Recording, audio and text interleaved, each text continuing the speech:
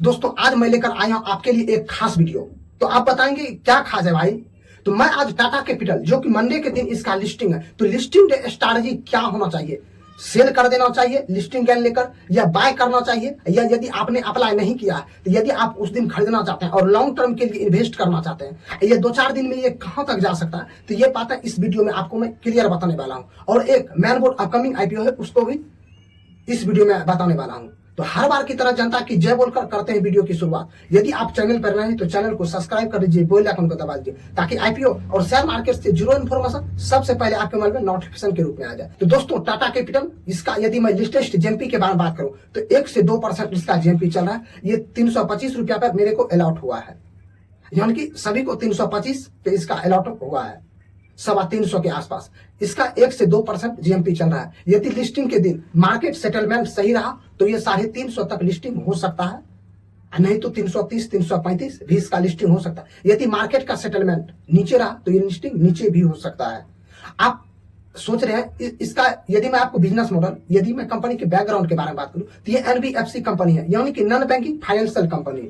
ये बैंक नहीं है लेकिन ये लोन वगैरह प्रोवाइड कराती है, जैसे कि ये retail loan, home loan, business loan, wealth management, ये इस प्रकार की ये सेवाएं प्रदान करती है। दोस्तों यदि आप इसमें लिस्टिंग के दिन बाइंग करना चाहते हैं तो इसका सबसे पहला बात करते हैं, इस सेक्टर में बहुत ज्यादा कंपटीशन। मैं आपको रिकमेंड नहीं करूंगा इस सेक्टर में जाने के लिए, क्योंकि इसमें ज्यादा से ज्यादा बहुत सारे कंपनी आपको लिस्टेड कंपनी है, जैसे कि श्रीराम फाइनेंस, बजाज फाइनेंस, ये सभी इन सबसे बड़ी कंपनियां हैं और बहुत ज्यादा रिटर्न दे भी चुकी है। इसमें कंपटीशन एलटीवी फाइनेंस भी है, जो कि इसका रिटर्न भी बढ़िया है, हाल में ही इसका लिस्टिंग हुआ है, लेकिन ये सब में बहुत ज्यादा कंपटीशन है। अब लिस्टिंग के दिन क्या करना चाहिए, लिस्टिंग लेकर एग्जिट होना चाहिए। देखिए दोस्तों, यदि आप अपना स्ट्रैटेजी ये लगाइए, यदि आप लिस्टिंग गेन के लिए नजरिए, आप एक स्ट्रैटेजी बना के रखिए, मुझे क्या करना चाहिए। यदि आप लिस्टिंग गेन के लिए अप्लाई किए हैं तो लिस्टिंग के ही दिन आप एग्जिट हो जाइए। यदि आप लॉन्ग टर्म के लिए लगाए हैं तो लॉन्ग टर्म के लिए ही आप स्ट्रैटेजी अपना बना के रखिए। ये नहीं कि मेरे को 2000 प्रॉफिट हो गया मैं एग्जिट ले लिया, ये हो गया वो किया, नहीं। आपने जो स्ट्रैटेजी बनाई है आप अप्लाई करने से पहले बना लीजिए। यदि आप आईपीओ में अप्लाई करते हो स्ट्रैटेजी उसी समय बनाइए, मुझे क्या करना चाहिए, लॉन्ग टर्म के लिए जाना चाहिए। देखिए इसका तो जीएमपी नहीं, आपने जो इस आईपीओ में रिटेल कैटेगरी में अप्लाई किया होगा सभी को इसका अलॉटमेंट मिल गया होगा। तो सभी को अलॉटमेंट मिल गया तो यदि आप चाहते हैं इसका पैसा डबल कब होगा, तो दोस्तों ये मिड कैप यानी कि लार्ज कैप से छोटा कंपनी, लेकिन ये मिड कैप की कंपनी है। यदि आप लॉन्ग टर्म के लिए इन्वेस्ट किए हैं तो आने वाले 3 से 5 साल में ये आपका पैसा डबल कर दे सकती है। वो भी गारंटी नहीं है, लेकिन ये आपका पैसा डूबेगा नहीं, क्योंकि ये इतना बढ़िया कंपनी है। लेकिन ये आपको ऐसा रिटर्न बना के नहीं दे सकता जो कि 4 महीना 5 महीना या 1 ही साल में आपका पैसा डबल कर। आप इतना समझ गए। इसका जीएमपी भी आपको बता दिया, 1 से 2% चल रहा है। यदि मार्केट का सेटलमेंट सही रहा तो ये लिस्टिंग बढ़िया हो सकता है। और डेप्ट पर इक्विटी भी जो है दोस्तों इसका थोड़ा हाई है, 0.60 अदर पीयर्स के मुकाबले। तो हम इस कंपनी में आपको रिकमेंड नहीं करूंगा।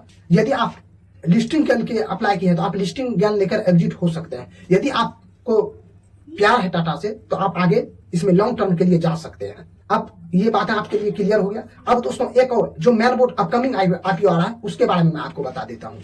तो दोस्तों एक मैन बोर्ड अपकमिंग आईपीओ जो आ रहा है 15 अक्टूबर से 17 अक्टूबर के बीच, मिडवेस्ट आईपीओ, मिडवेस्ट कंपनी आ रही है ये अपना आईपीओ लेकर। यदि मैं इसकी बिजनेस मॉडल के बारे में बात करूं तो ये ग्रेनाइट यानी कि घर में लगाने वाले पत्थर जो कि आप फर्श में, दीवार में ये वगैरह लगाते हैं, यही मैन्युफैक्चर करती है और सेल करती है। मैं इसका टोटल बिजनेस मॉडल आपको रिव्यू वाले वीडियो में बता दूंगा। ये अभी आपको टेंटेटिव सिर्फ डेट बता देता हूं।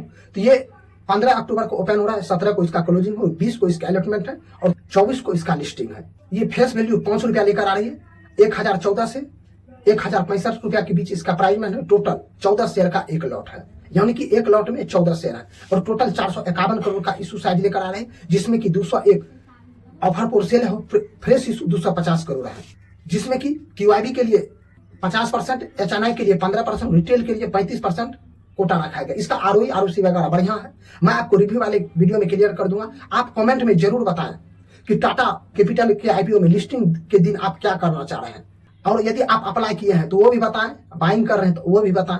दोस्तों आपको पूरा चीज यहाँ क्लियर हो गई है। यदि आप चैनल पर नए हैं तो चैनल को सब्सक्राइब कर लीजिए और बेल आइकन को दबा दीजिए ताकि आईपीओ और शेयर मार्केट से जुड़े इन्फॉर्मेशन सबसे पहले आपको मेरे नोटिफिकेशन के रूप में आ जाए। जय हिंद।